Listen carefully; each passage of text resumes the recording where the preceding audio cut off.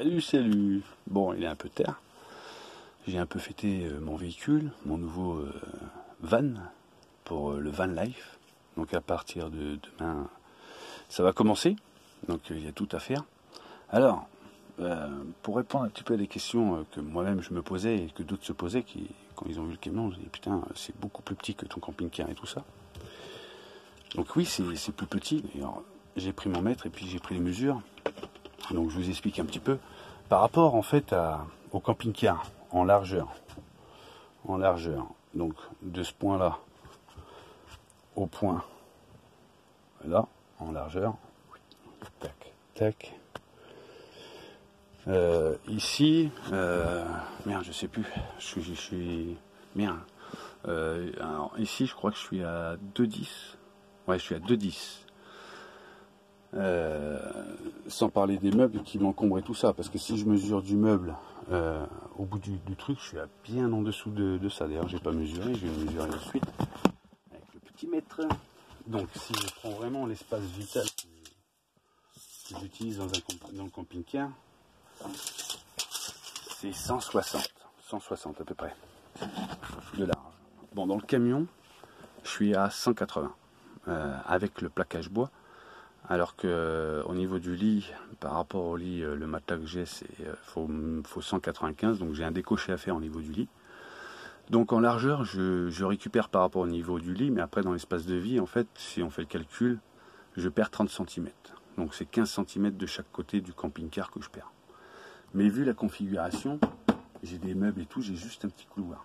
En fait, mon espace de vie dans le camping-car, c'était vraiment simplement les deux sièges conducteurs, enfin passagers, le canapé là, voilà, on est dans 2 mètres carrés. Et puis après, le lit qui est au fond derrière. La douche, comme elle n'était pas fonctionnelle, et le toilette, je l'ai mis en sèche. La douche dans le camion, je vais pouvoir me le faire largement dans la place salon. Donc, pour débuter le van life, j'ai été tout à l'heure à mesurer tout ça. Donc, en espace de vie de la cabine pilotage au niveau du lit, je perds à la finale 50 cm. 50 cm. Mais en fait, tout cet espace de douche chiotte me sert pas réellement. Donc quelque part déjà ici, j'ai un espace que j'utilise pas, qui est à peu près d'1,50 m. Donc je me dis l'un dans l'autre, comme du coup je fais le lit à l'arrière, dans la largeur, donc espace extérieur en fait de mesure du camion c'est 2,05, intérieur on est à 195, je vais grappiller jusqu'à 185, 190 avec le doublage, parce qu'il faut quand même l'isolation. Donc je vais pouvoir avoir un espace de lit où c'est correct. Parce que je fais 1,83. Donc ça c'est juste un point pour le lit, mais après pour le reste de l'habitacle, me retrouvant avec déjà pas ce meuble qui va me faire chier, parce qu'en fait ça c'est le coin cuisine qui se trouve à côté de la porte, et moi dans mon camion il sera derrière, donc il y a le plaquage en métal, donc la séparation de cabine que je laisserai. Je vais faire juste une ouverture pour voir dans la cabine et tout ça, mais possibilité de fermer, mais pas un accès direct, même s'il y a tempête ou quoi que ce soit. J'ai regardé, j'arrête de conduire, je peux largement passer côté passager, machin tout ça, sans être trop emmerdé, parce que la cabine de pilotage est assez bien fonctionnelle et large, donc ça ne me dérange pas de passer du fauteuil de la sortie passager à ouvrir la porte latérale, à rentrer, refermer la porte latérale si ça mouille à mort. Donc c'est pas voilà, et ça me permet de passer le contrôle technique sans être emmerdé. Et comme le camion il est climatisé à l'avant, si j'ouvre pour avoir la clim, il va mettre beaucoup plus de temps à mettre toute la cabine avec la cabine arrière à la climatisation que si c'est juste le devant. Donc je me dis, j'ai fait un choix là-dessus, je laisse le machin. Mais ce meuble cuisine qui est sur le côté va se retrouver devant. Donc en fait, quand je serai dans mon camion, j'aurai tout cet espace que je pourrais aussi utiliser en banquette, en L, comme je vous ai dit, qui du coup me laissera quand même un espace nettement plus grand à l'avant, jusqu'au niveau de la cuisine, avec la porte latérale et tout ça. Et je ferai un système avec la cuisine comme elle est en long, et que la porte latérale se fait comme ça, où je peux rabattre, que je mettrai le long du meuble, un truc qui fait que si je veux faire cuire dehors, s'il fait beau ou n'importe quoi, je peux, selon l'endroit. Et parce que la porte latérale s'ouvre nettement bien plus grand que ça. Et en plus, j'ai plus ce problématique là de. Ça, je me le suis pris, les gars. La hauteur de porte. Regardez, quand je sors, il faut baisser la tête. Mais pour rentrer, c'est la même chose. Mais il y a des fois, t'oublies. Ou enfin, tu penses que t'es passé, puis tu te lèves d'un coup et PAU. Donc ça, c'est un problème. Donc ça, il va plus y avoir ce problème-là. Voilà. Donc en fait, je me dis que je perds 50 cm en longueur, qui fait que je récupère quand même sur mon espace de vie principal, le salon, salle à manger, cuisine, et mon lit, je perds rien. Le truc, c'est que la douche, elle disparaît. Le chiotte sèche, il est dissimulé sous le fauteuil en L, mais il y aura un truc exprès pour, et ça sentira pas, machin et tout. C'est un entretien qu'il faut, et puis il faut mettre assez de copeaux de bouts de bois sur le dessus quand tu fais, voilà, pour pas que non plus. Si t'en mets pas assez, c'est sûr à un moment donné ça va puer, quoi. Ton truc, tu rentreras dedans, c'est comme si c'était la mort à l'intérieur, quoi. Je suis tout à fait d'accord. Donc, enfin bref, ça, ce problème, je l'ai déjà pensé et réfléchi. La pompe à eau, c'est comme je vous ai dit, il n'y en aura pas, mais ça sera vase communicant. Donc ça, c'est un autre système que je montrerai après. Et comme j'ai la tôle qui sépare la cabine de l'espace de vie, je peux fixer dessus, comme c'est de la tôle, ce que je vais faire pour recevoir les 2 bidons de 20 litres, va largement pouvoir les maintenir. Donc à la finale, et si j'ai un accident, rien ne basculera ou rien ne tombera de l'autre côté. Donc c'est un point de vue sécurité, c'est pas mal. Donc voilà, après, il va falloir que je voie aussi par rapport, donc là il faut que j'aille au contrôle technique juste pour demander comment que ça se passe si je mets un panneau solaire et tout le branchement, si j'oblige de le faire passer VASP ou pas, si je mets juste ça. Parce qu'en fait j'ai besoin juste de ça, un panneau solaire et être autonome en électricité pendant une semaine selon le chantier, machin et tout. Donc voilà, ou un coupleur, je sais pas, je vais voir. Mais je m'enseigne là-dessus. Mais normalement, on m'a dit que si tu n'as pas tous les éléments, donc en fait la réserve d'eau, la cuve d'eau extérieure propre aux salles, qui fait que tu as du poids, plus le gaz, la sécurité gaz, branchement gaz, c'est tous ces points-là qui fait que justement, là, tu as un contrôle pour faire passer après ton véhicule VASP. Mais si tu as juste le panneau solaire pour l'électricité, que tu n'as rien d'autre à côté, plomberie, chauffage, machin et tout ça, normalement ton camion il reste utilitaire. Donc en plus comme je garde la paroi qui sépare cabine, arrière, normalement j'ai pas de souci là-dessus. Donc voilà. Et donc le canapé en L que je vais faire à côté de mon lit, en fait tu auras le lit, ensuite tu auras une descente, donc j'ai calculé mon lit, je le fais à 180, non 80, comme j'ai dit. C'est 80, non c'est 80, n'importe quoi. Du coup j'ai la tête sur le plafond. Non c'est 80, je n'ai même pas besoin de mesurer, c'est ça. Non mais j'ai un peu bu, désolé. Donc ouais c'est 80, mon lit en hauteur. L'assise ici de la banquette en L qui sera juste devant et à retourner, donc qui fera face à la porte latérale et qui amènera à la cuisine qui sera juste derrière la cabine de pilotage, avec l'ouverture qui est prévue pour, normalement si vous voulez faire une ouverture pour vous voir. Donc plus tard, après je mettrai une glace et tout, mais je vais mettre un truc de façon parce que j'ai quand même envie de voir la cabine de pilotage au cas où, quand on est dedans et tout, qu'il se passe quelque chose, on peut sortir, éclairer, au moins voilà, ça peut calmer quelques soucis ou prévenir quelques soucis sans avoir à sortir, armer et faire ce qu'il y a à faire. Mais bon, c'est pas non plus le danger à tous les coins de rue, faut pas non plus psychoter quoi. Bref, donc c'était pas le sujet, on s'en fout. Et en général, quand on choisit les bons coins, on n'a pas besoin de se prémunir de quoi que ce soit. Après, si tu choisis les mauvais quartiers, c'est sûr que là, tu peux avoir des petites visites pour ton véhicule, quoi. Mais bon, bref, c'est pas le sujet du truc. J'ai pas eu de soucis jusqu'à présent. Ça fait plus d'un an maintenant que je suis en camion, donc en camping-car. Donc là, je bascule, donc du coup, avec un fourgon qui sera pas homologué VASP, qui restera utilitaire. J'aurai plus de salon, j'aurai toujours mon espace de vie dans la chambre. Parce que quand je calcule, quand je suis dans mon camion là ici camping-car, ce qui me manque le plus, alors que du coup j'ai tout dans ce truc là, hein. J'ai le coin salon, j'ai le chiotte, machin et tout ça, la douche, mais ce que je me sers pas justement c'est le chiotte, la douche, enfin comme il est configuré, je pourrais le faire autrement, mais ce qui me manque énormément dans ce camping-car, c'est la place salon. Le salon est trop petit, et franchement ça m'énerve. Et là en fait dans celui-là, je vais avoir principalement la place salon qu'il me faut et que je désire, et le lit qu'il faut normal, sans modifier le matelas, en ayant le même espace. Donc à la finale, je perds 50 cm, mais en même temps j'optimise mon coin. Et mon coin salon, donc j'ai vu aussi un tuto, en fait je suis pas le seul à avoir penser à des trucs, des vases communicants, machin et tout ça, ou faire une douche que tu peux mettre vite fait et puis décrocher. Il y en a, je suis tombé sur des tutos là-dessus, je suis tombé dessus, j'ai fait ah bah merde, je suis pas le premier à avoir pensé ça. Et ça fonctionne en fait à la finale. Ce que j'ai pensé, j'ai vu que d'autres l'ont fait. Donc pour l'instant, je n'ai vu que de un qui a fait les vases communicants, donc qui a mis ses bidons en hauteur, c'est 2 bidons de 15 litres, moi ça sera 2 bidons de 20 litres, plus 2 qui sont dans le coffre au cas où. Donc ça me fait une autonomie de 40 litres quand même. Le bidon pour recevoir les eaux sales, 20 litres qui sera éjecté régulièrement à des endroits prévus, et si toutefois c'est pas un endroit vraiment prévu et puis que de toute façon bah, ce sera en général les endroits prévus, mais bon si vous prenez des... le problème c'est par rapport à ma douche, c'est pour ça que là c'est pas prévu. C'est que cette eau-là, je vais pas pouvoir la récupérer puisque j'ai pas de cuve. Et en fait, ça sera dans ma partie salon et c'est une bâche que le mec il a mis autour. Un autre mec qui voyage en camion avait eu cette idée, lui a passé et donc il l'a mis en tuto.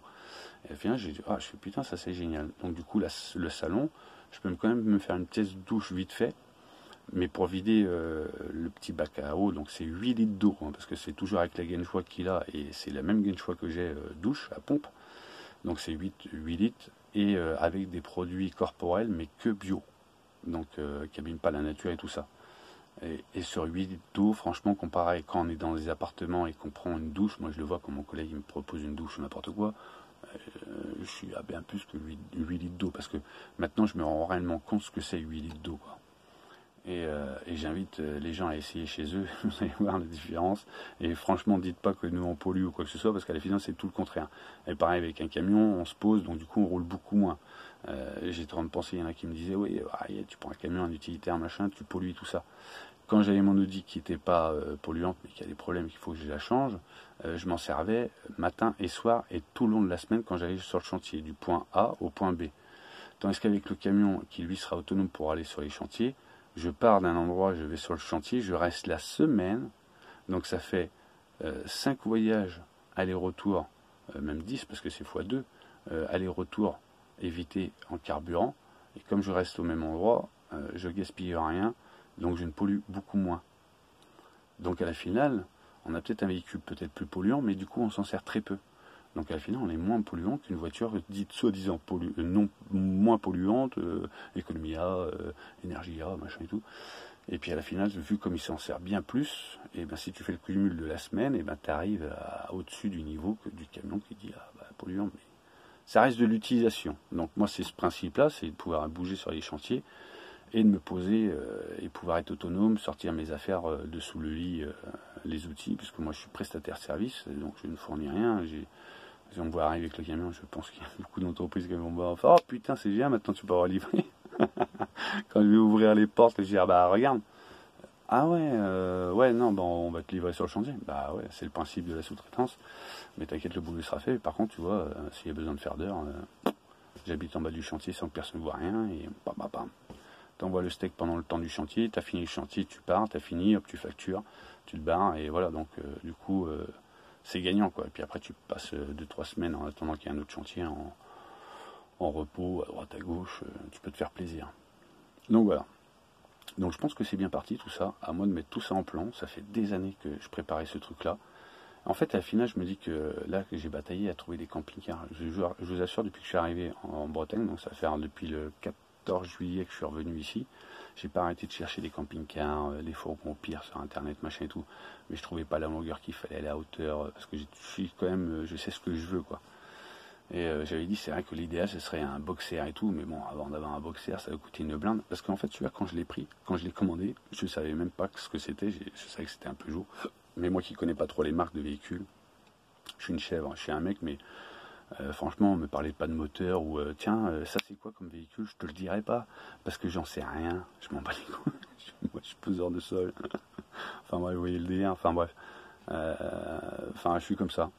Et il y a des nanas qui sont bien plus calées comme la copine de mon neveu. C'est assez marrant quoi, parce qu'elle me colle sur ça. Bon, je m'en fous, hein, ça me dérange absolument pas qu'on me colle sur certains niveaux, parce que moi je me dis que je suis pas mieux que tout le monde et puis que je peux être bon dans un endroit et mauvais dans l'autre. Alors j'ai rencontré cette personne qui est bonne dans là, et donc là du coup Marie t'es bon dans l'autre truc, t'es quand même une chèvre, tu vois, parce que comparé à cette personne là, bah tu peux être habillé quoi. Donc mais il faut l'admettre, c'est le jeu, c'est, enfin je sais pas, je suis pas en compétition comme tout le monde dans ce monde à la con, enfin bref. je pars dans le sujet ailleurs que ce qu'il faut, c'est le camion maintenant qui est le sujet. Et donc voilà, bah, je m'attendais pas à voir ça. Et puis quand je l'ai vu, en fait, c'est exactement ce que je voulais, un boxer. Donc c'est carré, c'est top à l'intérieur pour l'aménager, c'est bien moins compliqué que ceux qui sont arrondis, tout ça, et en plus tu perds de la hauteur, c'est... Mais j'avais ça dans la tête. C'est marrant, parce qu'en fait, ma bonne étoile a peut-être fait en sorte que j'arrive pas à trouver de camping-car, ou j'ai été voir que des camping-cars de merde. Et j'avais pas foutu cet argent-là, même si c'était que 5 000 ou 6 000 ou 8 000, dans une merde où il faut que tu investisses 3 000. Dans ce cas-là, autant que je gardais le mien, et puis que je mettais 3 000 dans celui-là. Bon, bah là, j'investis 15 000, mais dans un bon véhicule, qui a 77 000 bornes, machin et tout, enfin, il a 3 ans. À moi de l'aménager à 2 000, 3 000 à l'intérieur, avec 2 000 de coude, et de la bonne volonté, faire ce que j'en veux, et puis après, je suis au top. Et celui-là, je le revends. Donc, je me ferai un petit billet, voilà, tac. Donc, l'investissement que je fais dans l'autre sera remboursé avec la vente de celui-là. Donc, voilà. Après, je rembourse par mois. Ça, c'est déjà prévu par rapport à mon boulot. Donc, c'est pas le souci, quoi. Et si je fais le calcul, à la finale, avec tout ce que j'ai à payer, ça équivaut à un loyer. Mais j'ai plus l'assurance voiture en plus du loyer, j'ai plus l'EDF en plus du loyer, enfin bref, je ne pourrais pas parler de ça parce que dans l'autre c'était toute charge comprise, donc c'était juste le loyer et l'électricité dedans, machin et tout. Mais bon, bref, là si je prends un autre appartement, ce sera peut-être ça en plus, machin, hein. Voilà, c'est un calcul aussi de dépenses qui est raisonnable et voilà. Et c'est vraiment professionnel, c'est pas pour pouvoir, tu vois, le manouche de service. Après, j'ai rien contre les manouches et tout ça, parce qu'il y a beaucoup qui bossent et tout ça. Mais ce qu'on peut avoir des gens du voyage, où d'un coup, dès que tu vois un mec en camping-car ou en fourgon, tu dis, ah, il bosse pas et tout, il profite de la vie, ta gueule, tu sais pas. Et on n'est pas tous comme ça, voilà. Bref, c'est un choix de vie, c'est différent de ce que toi tu as choisi. Ou de ceux qui ont voulu avoir ce machin mais qui ne le font pas parce que voilà, ils peuvent pas, ils ont des gamins, la bonne femme, machin et tout, je comprends tout à fait. Bon, il y en a qui le font avec des camions plus gros, des bus, voilà, bref. Après, ça reste un choix. Ces gens-là, dites-vous bien, c'est pas non plus, on n'est pas tous des sauvages, quoi. Et puis c'est bien, on apprend en même temps parce que là, du coup, je pourrais bouger de région en région, voir avec d'autres boîtes et tout, les démarcher. Non, ça m'ouvre beaucoup de perspectives et aller me démarcher la Suisse. Donc voilà, donc en fait en largeur, donc, pour résumer, mon camion là ici, le camping-car, c'est 2,10 de largeur. L'autre c'est 195 en grappillant, mais bon, en même temps on est à 180, mais on peut grappiller parce qu'avec les armatures et tout. Et donc il faut faire une petite couche moins épaisse d'isolant à cet endroit-là, mais si c'est juste au niveau du lit, c'est faisable, c'est jouable. C'est pas un souci. Donc voilà, donc ça se goupille bien. Mon espace de salon que je profite le plus s'agrandit largement. Mon espace de lit reste normal. La douche est déplacée, elle est amovible, comparé à celle-là que je m'en sers pas. Et au pire, je prends à l'arrière du camion ou à l'extérieur. Là, ça m'est arrivé, hein, j'allais dans les chiottes publiques. Bon, là, dans l'autre camion, tu ouvres les portes latérales à l'arrière. Il y avait aussi ce problème-là dans le camping-car, c'est sympa, mais avec les ouvertures à l'arrière, quand il faisait chaud dedans, tu ouvres. Enfin la journée tout ça, t'as pas l'air qu'il faut. Dans le fourgon, comme les portes arrière s'ouvrent complètement, plus la porte latérale, il y a une air qui se fait, qui est plus conséquente, plus les ouvertures de toit, donc je vais en faire deux, machin et tout. À la finale, c'est pas plus mal. Et puis en plus, comme je pourrais me mettre des endroits où normalement avec le camping-car on te fait chier, mais que c'est un M1 et qu'on a tout à fait le droit, mais après ils ont le droit de te verbaliser, mais après c'est à toi de savoir tes droits et de quand tu as quand ils disent que c'est majoré, voilà, qui arrive chez toi et tout ça, c'est à toi de faire les démarches comme moi j'ai fait, et puis je leur ai dit non, j'aurais sorti l'article de loi, qu'en plus il avait déjà été jugé pour abus, discrimination de catégorie de véhicules, et donc j'avais une jurisprudence, enfin bref, à partir de là j'ai plus de nouvelles, c'est tout, mais il faut faire les démarches, machin et tout. Donc c'est faisable, c'est pas un souci, mais bon, pour te garer, t'es emmerdé, quoi. Puis en plus, c'est un petit peu plus large. Qu'avec un fourgon comme ça, à la finale, je vais pouvoir me garer dans des ruelles, là où il y a les chantiers, et en pleine ville, alors que je pourrais pas le faire avec le camping-car. Donc ma bonne étoile a peut-être fait en sorte que je tombe que sur des merdes, et que ça se passe mal, machin et tout ça. J'ai même failli me faire péter la gueule avec un camping-car et tout, parce que l'autre elle avait mal allumé le truc et tout, quand ça a sauté le truc, mais il y a 2 bouteilles de gaz qui étaient à l'intérieur. On a eu du bol que ça a juste soufflé à l'intérieur du tube du traumabioleur, mais je suppose que le traumabioleur a dû imploser aussi. Donc c'était chaud parce qu'on avait juste la gueule derrière et les bouteilles de gaz derrière. Je sais pas ce qui s'est passé, mais franchement, je me suis levé, je lui ai dit de tout éteindre et tout. J'ai remis certains trucs et tout, et déjà dans ma tête, j'étais là, déjà, ça va pas le faire. Donc je suis pas un bouleux, mais je veux pas non plus me faire péter la gueule, quoi. C'est peut-être pas le but comme ça, quoi. Moi c'est radical, tu me diras, hein, mais bon. Bref. Donc du coup j'ai pensé à d'autres moyens. Donc voilà. Et mon chauffage, ça sera mon cardan. Et comme je vais faire une ouverture au toit juste à l'emplacement où c'est prévu, quand tu l'allumes, au pire, voilà, tu as les émanations qui partent. Plus un que je vais mettre au niveau du lit au-dessus, que j'avais acheté à la casse et tout, à moi de le refaire, et puis à me le faire et tout. Et voilà, donc ça, c'est pas un souci. Donc non, je pense que c'est pas mal. Voilà, bon, le petit topo, je pense qu'il est pas trop mal hein, ce soir, sur le sujet de mon nouveau véhicule. Et puis je vous dis à bientôt pour vous faire voir un petit peu les modifications au fur et à mesure. Pas tourner sur le fait, mais vous faire voir régulièrement ou l'avancée des travaux avec un rappel et puis en même temps l'explication de mes petites techniques que je vais faire, qui ne sont pas que mes techniques à la finale. Hein. Je me suis dit putain, je crois que je vais réussir à faire voir des trucs hyper intéressants que encore personne n'a pensé. Bah non, non, je suis pas le premier. Hein. Mais c'est pas grave, c'est pas grave. Voilà, je suis beau joueur. Mais je vais mettre en pratique. Voilà. Bon voilà, je vous souhaite tous une agréable soirée, nuit. Vous devez dormir, vous verrez ça demain. Donc moi ça va, j'ai fêté mon petit camion, donc du coup je vais l'appeler comment j'ai dit, Petit Père, non, ou Pépère, Pépère je crois, Petit Pépère, Pépère parce que la vie Pépère, il est Pépère, tout est Pépère là d'un coup, c'est génial, voilà. Allez, ciao, à bientôt.